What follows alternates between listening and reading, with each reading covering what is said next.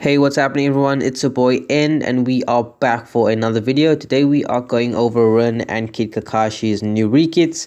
I have tested them prior to making this video, so I have a rough idea of Rin exactly. Obviously I'll need to do direct testing myself with max jutsu and whatnot to have the best idea, but I'm overall happy with what they released for the new Rin. In terms of her invincibility, her buffs, her stats, I see many circumstances where she can be useful in Final Four. It's not groundbreaking, it's not the best yet, but I see a lot of potential for her.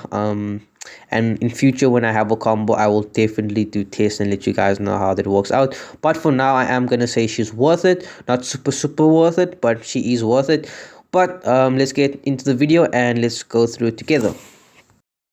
Okay, now as for Rin's new EX, let's see. Causes massive damage, greatly decreases enemy CP when defense enemy, inflicts enemy with confusion, damage over time, decreases their attack, increases a lot, emphasis on a lot low of HP of allies on the same floor, increases attack critical hit rate, makes them immune to recoil, sets damage, ignores ninjutsu cooldown times, cool. Level 8, level 15 buffs increase, adds EX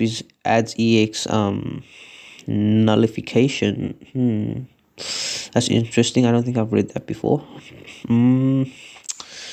Nullification sounds interesting. Maybe decreases the amount of damage or resistances towards the EX nature. That would be really cool. But the chances of her using her EX ultimate and repeatedly are very low, so take that with a grain of salt. After EX has been used, halves the next EX cooldown. Okay, decent effects. Okay, we are testing Rin's new EX ultimate. Let's see what the animation looks like. Similar to old Lemon Break. I mean, damage area, trap area. I really like that. That looks really cool. Probably a solid 7 out of 10 for animation wise. Now we're going on to a limit break, and at +3 she decreases invincibility by 7 seconds. That's an anniversary unit type thing. That's really good. So it summons a giant log, decreases enemy CP, always good when they are defense shinobi, inflicts enemies with confusion.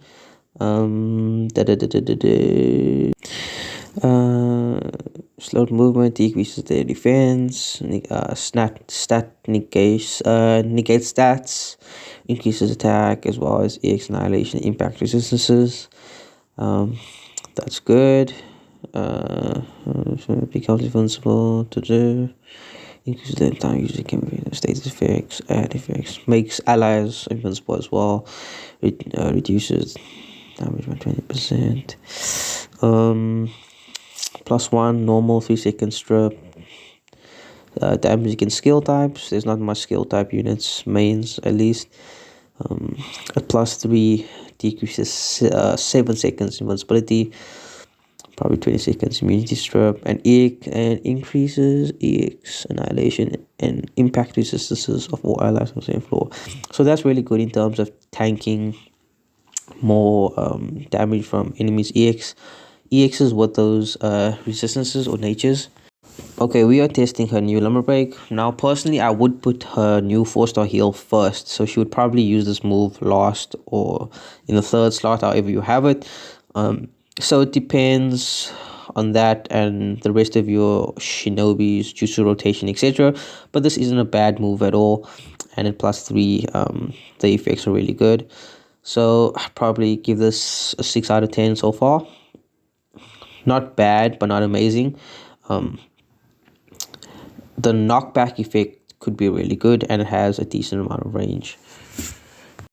Now we are going to the most important part of her kit, I think, is her new 4-star heal, which has 4 seconds, a 4-second cooldown time, and I've heard 6 seconds invincibility like Sakura Mom. Still to be determined though, of course, I haven't tested personally. So it decreases enemy CP over time if they are defense shinobi, decreases enemies attack and critical hit rate. That's cool. Increases the evasion rate, large, so at level 8 probably huge.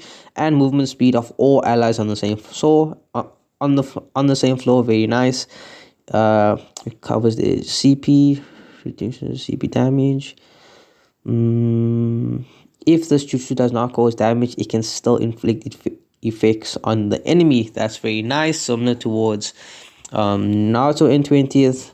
I'm a huge fan of this jutsu. I love this jutsu. And the invincibility, like I said, is really long, 6 seconds. It's not a instant cast, as I've seen a few members in my guild tell me, but I still see potential in it. Yeah, I would have to do further testing to give you a solid opinion, but I really like it so far, and the invincibility, like I said, is really long. Okay, so now we are testing Rins 4-star heal. It has a 4-second jutsu cooldown time, so my brain would tell me to probably use only 2 jutsus on her. I would probably use her old limit break and this new 4-star heal, so she could spam her heal and her old limit break, which already has a long animation. If you have 3 jutsus on her, then she won't spam her 4-star heal as frequently, obviously. And only when they are a defense shinobi will it decrease their CP over time. So also remember that. The heal gives amazing buffs and team buffs, so I'm really happy with that. And again, I see huge potential for this. Yeah, can't wait to test. Okay, so some members in my guild have already attested her heal abilities, whether she instacasts or not. So far, they have said she cannot instacast her heal or things like that with her new kit. So that's a bummer. But I still see a huge amount of potential for her and her heal and her combos, which I would have to test personally to get a solid idea of again. But I'm excited to test, and again, I see huge potential for her. I would say she is worth it. At least just trying to pull her 4-star heal would be beneficial, and you could combo in her old limit break or her old 5-star ultimate. There is many ways you can look at it and many things you can do with this kit. Again, I think she is worth it and I would approve it so far. But yeah, let me guys know what you guys think. I really like her overall stats, buffs, team buffs, etc.